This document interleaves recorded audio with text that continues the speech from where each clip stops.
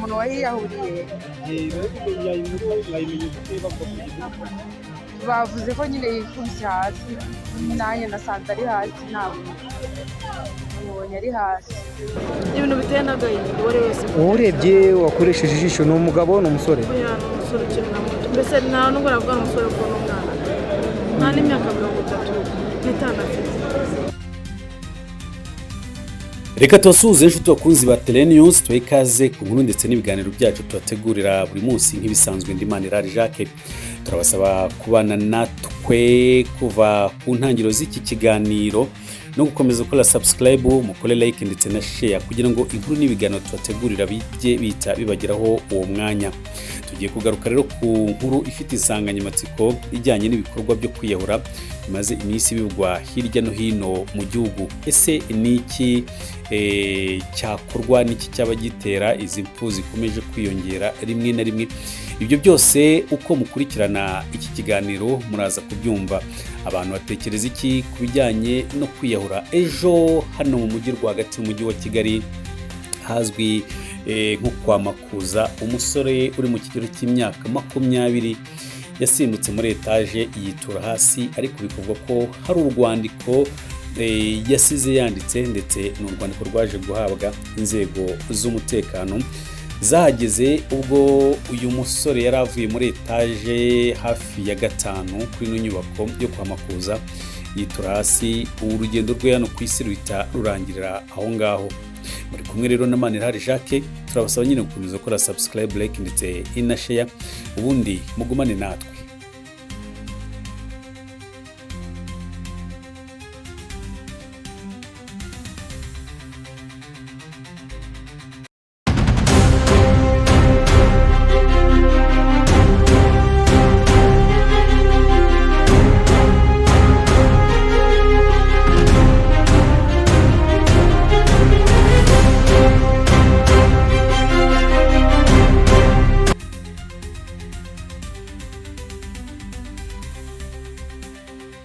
Reka tubahe ikaze ku nkuru ndetse n'ibiganiro byacu bya buri munsi tubategurira hano kuri Tele News.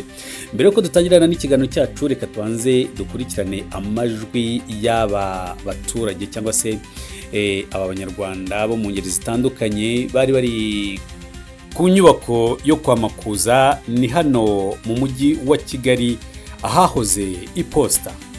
Hari ku gicamunsi cyo ku munsi w'ejo agana ku isaha y'isa 10, mu gihe akavura kari kugwa, umusore uri mu kigero cy'imyaka 20 yamanutse muri etaje maze yitura hasi. Urugendo rwe hano ku isi rurangirira aho ngaho, ariko bikavuga ko benshi bavuga ko babigiranye n'agahinda gakabije, abandi bakavuga ko bishobora kuba biterwa n'ubukene n'ibyifuzo bya muntu, abandi bakavuga ko izi nkuru cyangwa se izi mpfu zikomeje guterwa n'ibibazo byo mu mutwe, abandi bakabyita urukundo, abandi babyita ubushomeri. Mbese buri wese ashobora kubifata uko abishaka, ariko nanone bijya bibazo biri mu miryango yacu ko sosiyete y'u Rwanda yubatse ni bimwe mu bigira ingaruka zishobora kugeza umuntu ku rupfu.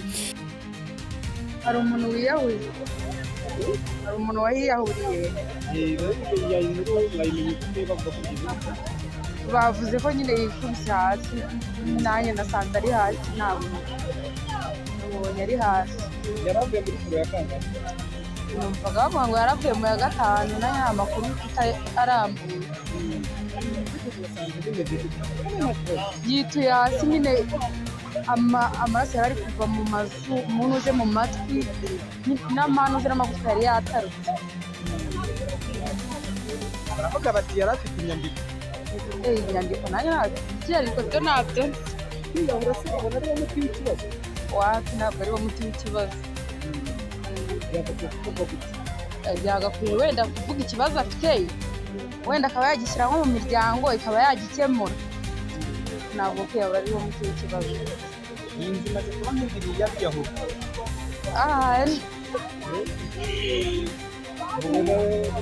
Biterwa n'iki abantu bazi kwiyahurira muri iyi? Ntabwo mbizi.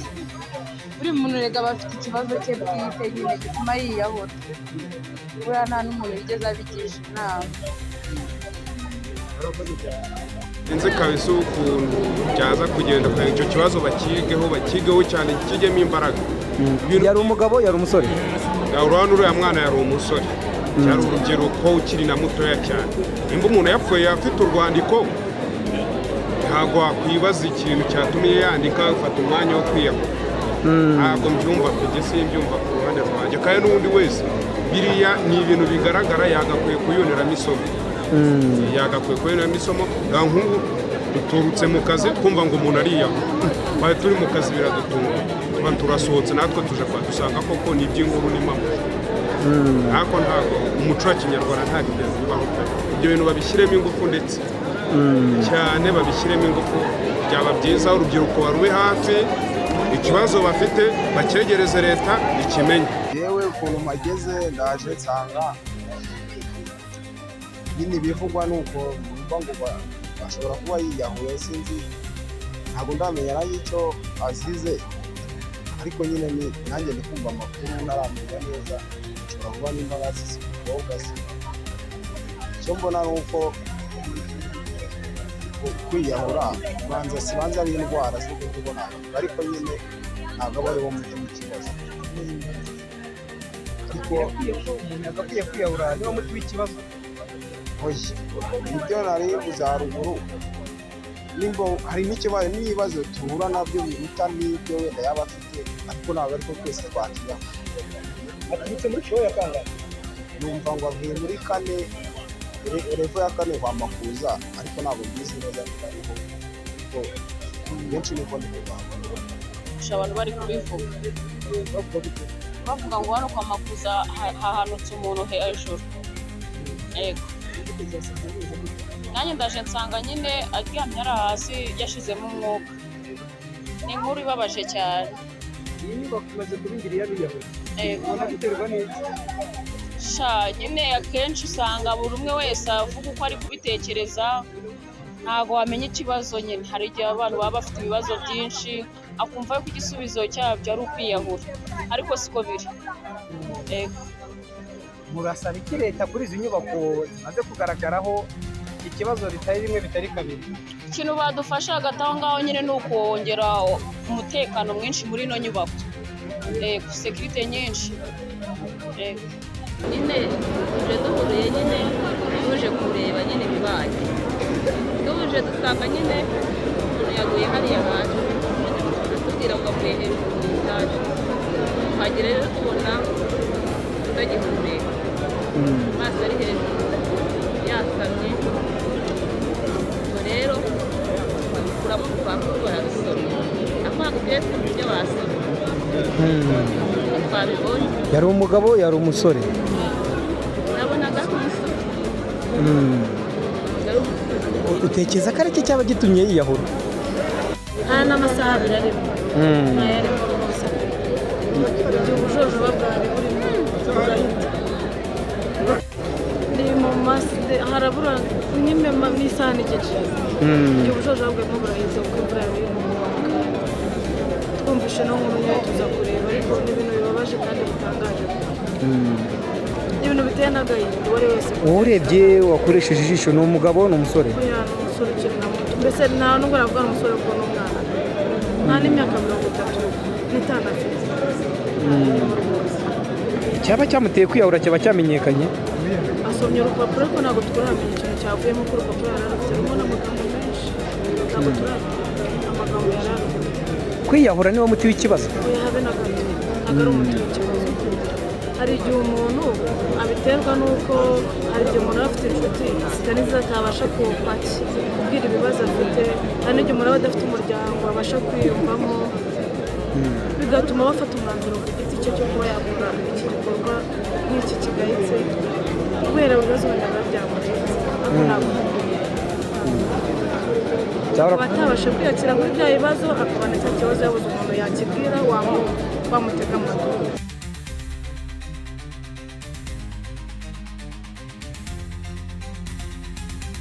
mu ibaruwa uyu musore rero bivugwa ko yandikiye leta y'u Rwanda ndetse n'ababyeyi be muri rusange.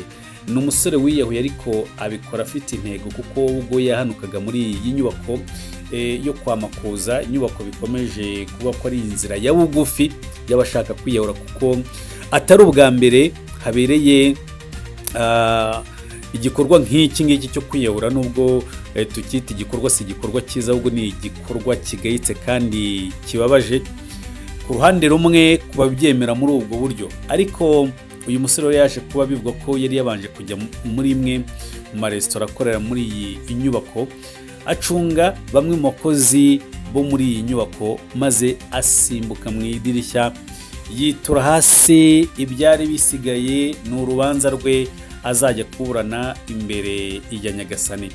Ubwo yituraga rero hasi yasanganywe telefone mu mufuka we, ariko hari n'ibaruwa bivugwa ko yari yaranditse ku itariki ya 20 Gicurasi uyu mwaka. Byumvikane ko ari umugambi yari amaranye igihe. Muri iyo baruwa, nk'uko ibinyamakuru bimwe na bimwe byano mu Rwanda byabitangaje, harimo amagambo asa nkaho ababaje, ariko nanone hakabamo amagambo asa nkaho ari ugutanga ubutumwa kuri sosiyete nyarwanda, cyangwa se no ku babyeyi muri iki gihe birengagiza inshingano zabo.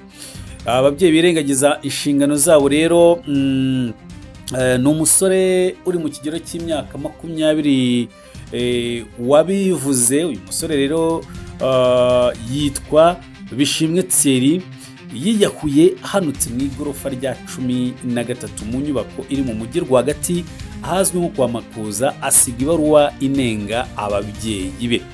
Ahagana saa 10 zo ku wa gatatu nibwo uyu musore bitaramenyekana neza aho akomoka yahanutse mu igorofa ryo kwa Makuza, avuga ko yinjiye muri iyi nyubako akajya muri resitora iri mu igorofa rya 13 akicara wenyine. Mu gihe rero bari bataramwakira, nibwo yasimbutse agwa hasi ku mbuga ya City Walk ahita yitaba Imana. Umuvugizi wa polisi y'u Rwanda ACP Boniface Rutikanga yatangarije itangazamakuru ko iperereza rigiye gukorwa kugira ngo hamenyekane icyaba cyatumye yiyahura, nubwo hataramenyekana mu by'ukuri aho akomoka. Amakuru rero yarahari, avuga ko ubwo yajyaga muri iyi resitora no mu igorofa rya 13 ngo yabanje kwicaramo wenyine, nyuma afata icyemezo cyo gusimbuka. Babibonye bavuga ko yabanyuzeho yihuta cyane ahita asimbuka mu idirishya. Urumva kuva ku igorofa rya 13 kugera hasi, nyine icyari gikurikiyeho ni ugupfa. Ubwo rero mu byo bamusanganye, nyine nk'uko amakuru akomeza kugenda bivuga, harimo urwo rupapuro ngo yari yaranditse ku itariki ya 20 Gicurasi avuga ko arambiwe ubuzima abayemo, asaba imbabazi abo yahemukiye, ashimira abamubaye hafi, agaya ababyeyi be ko batamwitayeho, ndetse anabasaba ko bakwita kuri barumuna be bandi basigaye.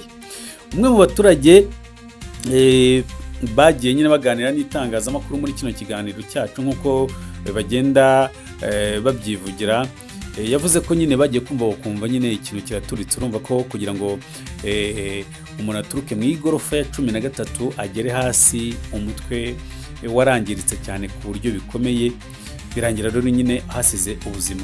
Reka rero tugaruke ku nkuru ijyanye mu by'ukuri urupfu rutewe no kwiyahura akenshi ruturuka kuki. Nicyo uyu munsi turi kwibaza.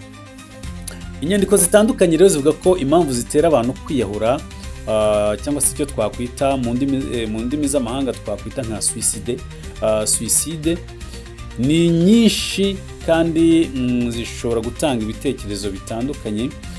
Bavuga ko kwiyahura bishobora guterwa n'imibereho n'ibibazo by'ubuzima bwo mu mutwe. Hari agahinda kenshi aricyo bita depression. Uyu munsi bivugwa ko abanyarwanda benshi babaho muri depression. Mbese depression ni imwe mu mpamvu zikomeye umuntu agira kwiheba gukabije, akumva nta cyizere cy'ejo hazaza. Iyi ni imwe mu mpamvu ishobora gutuma habaho kwiyahura. Hari izindi mpamvu rero zishobora gutuma umuntu yiyahura: ibibazo by'umuryango cyangwa se urukundo, gutandukana n'uwo mwashakanye, hari amakimbirane mu muryango, cyangwa guhozwa ku nkeke mu muryango nabyo bishobora gutera kwiheba, nk'uko uyu mwana mwibuke neza ko mu ibaruwa yanditse hasize avuze ati ndashimira abambaye hafi, abagerageje kunyumva bakantega amatwi, ariko ndagaya ababyeyi banjye batigeze bamuburera uko bikwiye, hanyuma njyewe ndabasezeye, muzite kuri barumuna banjye basigaye. Urumva ko ni bya bibazo by'uwo muryango tugarukaho.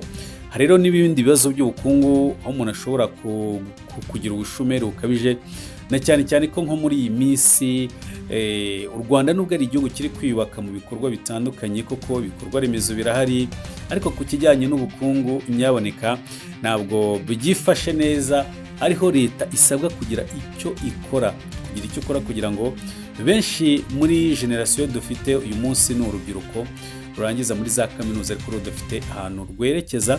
Ni umutwaro rero ukomeye kuri leta y'u Rwanda, igomba kugira icyo ikora kugira ngo ibi bibazo bikomeze bigabanuke. Hari rero imvune z'ubuzima rero ni ukuvuga ko umuntu ashobora kuba yarahuye n'ibizazane mu buzima, yaragiye ahura n'ingorane zitandukanye, agahiga ubuzima bukanga, ibyo byose bishobora gutera ibibazo. Hari ibibazo rero bituruka noneho kuri trauma nayo ni kimwe mu gishobora gutuma umuntu afata icyemezo cyo kwiyahura akiyambura ubuzima yararimo. Hari ibindi bimenyetso rero birimo nko kwigunga no kumva ko nta gaciro umuntu afite. Iyo ugeze igihe cyo kwigunga ukumva ko nta gaciro ufite ku isi, ibyo nabyo ni imwe mu nzira ishobora kugukururira kugana inzira yo kwiyahura. Hari ikoreshwa rero ry'ibiyobyabwenge, urumogi, kokayine, gukoresha inzoga nyinshi zikabije, ibi nabyo bishobora gutuma umuntu afata icyemezo cyo kuba yakwiyahura. Kugeza ubu rero nta mibare yihariye y'abiyahuye mu Rwanda ihari, ariko ntibivuze ko batiyahuye. Mu mwaka wa 2022 urwego rw'igihugu rushinzwe ubugenzacyaha RIB rwagaragaje ko habayeho impfu 285 ziturutse ku kwiyahura. Ibi byari igabanuka ugereranije n'impfu 291 zabaye umwaka wari wabanje wa 2021. Mu mwaka wa 2019 raporo y'ishami ry'umuryango w'abibumbye ryita ku buzima OMS yerekanye ko mu Rwanda hari impfu ziri kuri 5.6 zaturutse ku kwiyahura ku bantu nibura 10,000. Iri janisha rikaba riri hasi ugereranije n'ijanisha mpuzamahanga ari 9.2 ku bantu 10,000. Ahangaha ni ku rwego rw'isi. Murumva ko ibitera kwiyahura ari ibintu byinshi cyane, ari ibibazo byinshi cyane. Twavuzemo ibibazo by'ubukungu, yavuzemo ibibazo byo kwigunga. Hari uburyo rero ushobora gufasha umuntu ubona ko ari muri ibibazo. Icyambere ni ukumwegera, ukamuha umwanya, ukamutega amatwi. Ibi byose bizafasha umuntu kumva ko atari wenyine, bityo n'imigambi yari afite ku nzira yo kwiyambura ubuzima igende burundu. Ahangaha rero turanagaruka nanone ariko ku rundi ruhare, leta y'u Rwanda ni kenshi ihora ishishikariza abantu gutanga amakuru ku gihe, ariko se nanone nubwo leta y'u Rwanda yo ibigenza gutya cyangwa se ibikora gutya, mu by'ukuri biragoye ko umuntu wafashe icyemezo cyo kwiyahura. Ni ibintu biba bikorwa cyane mu ibanga, ariko iyo leta ivuga ngo hatangwe amakuru ku gihe ku bafite imigambi yo kwiyahura cyangwa se n'ibindi bikorwa ibyo ari byo byose bibi, ubundi leta y'u Rwanda yo ikora iki ku mpfu z'abantu bakomeje kwiyahura umunsi ku munsi? Umugabo yiyahuye, umugore yiyahuye, abana biyahuye, izi mpfu ziri kwiyongera buri munsi. Ese hari ubushakashatsi leta y'u Rwanda yaba yarakoze kuri iki kibazo? Ese leta wenda ntishobora kuba hari imitwaro iremereye ishyira ku baturage bayo bigatuma babona icyizere cy'ubuzima? Nubwo leta y'u Rwanda ivuga ko abanyarwanda babayeho neza, nibyo babayeho neza, ariko nanone hari abanenga zimwe mu mvugo zikoreshwa n'abayobozi batandukanye bavuga ko igihugu kibayeho neza mu by'ukuri, ariko nanone nta bushakashatsi bakoze, batamenye ahari ibibazo ngo babikemure. Urugero ni nk'abana cyangwa se imiryango y'abasenyuwe mu karere ka Gasabo bari kurara hanze. niba leta idashobora kureba kino kintu ngo yumve ko ubuzima bw'abariya bana bari kurara hariya biteje akaga, ese mutekereza ko icyo kigiye gukurikiraho ari iki? Niba leta rimwe na rimwe ifata gahunda yo gusenya wenda, kuko nibyo ahantu hashobora gushyira ubuzima bw'abaturage bw'abanyarwanda mu kaga, ikabakura ariko idafite ahandi berekeje, ese mutekereza ko ibyo byose bitagira ingaruka, bitica ubwonko bw'umuntu, bitica imitekerereze? Leta rero yagakwiye kureba icyo ikora, yagakwiye gushyiraho uburyo bwo kwigisha ndetse n'uburyo bwo gufasha abantu gukira ibikomere baba baratewe mu nzira izo ari zose baba baranyuzemo kandi zibabaje, kandi ibi byose birahari. Kuko n'ubundi leta nayo ubwayo mu gihe ikomeje iterambere kuko ry'ubukungu, ibikorwa remezo turabibona bihagije, amazu meza, amahoteli n'amavuriro turabona, n'amashuri, ariko se ibyo byonyine birahagije kugira ngo umunyarwanda yumve abayeho neza atekanye? Ese uburenganzira bw'umuntu kuko burubahirizwa uko bikwiye? Ibi nibyo leta yagakwiye kuba ireba. Ngira ngo ku munsi w'ejo nibwo senateri Evode Uwizeyimana ari mu karere ka Rubavu avuga ko hakiri ibijyanye n'ingengabitekerezo ishingiye ku moko n'uturere hagati y'abantu bakomoka muri kiriya gice cyo mu majyaruguru, harimo nyine abagoyi, abo bita ngo abagoyi n'abagogwe bafitanye amakimbirane ashobora kuba yateza ibibazo. Ibyo byose rero iyo bihurije hamwe bishobora gukurura kwigunga, kumva kuri wenyine, kumva ko wahejwe, kumva ko hari igice runaka cyaguheje, hari sosiyete yaguheje. Ibyo byose bikaba byagira ingaruka ku mitekerereze n'imibereho yawe, bityo ugafata icyemezo kitari cyiza. Mu gihe hatagira igikorwa n'ubundi impfu nk'izi ngizi zo zishobora gukomeza kubaho, nubwo atari cyo twifuza nk'abanyarwanda, ahubwo ko abanyarwanda cyangwa se inararibonye hagakwiye gushakishwa umuti w'ibibazo bihari biri muri sosiyete, kandi koko birahari, abanyarwanda bagashakirwa imibereho myiza ishobora gutuma babaho bishimye.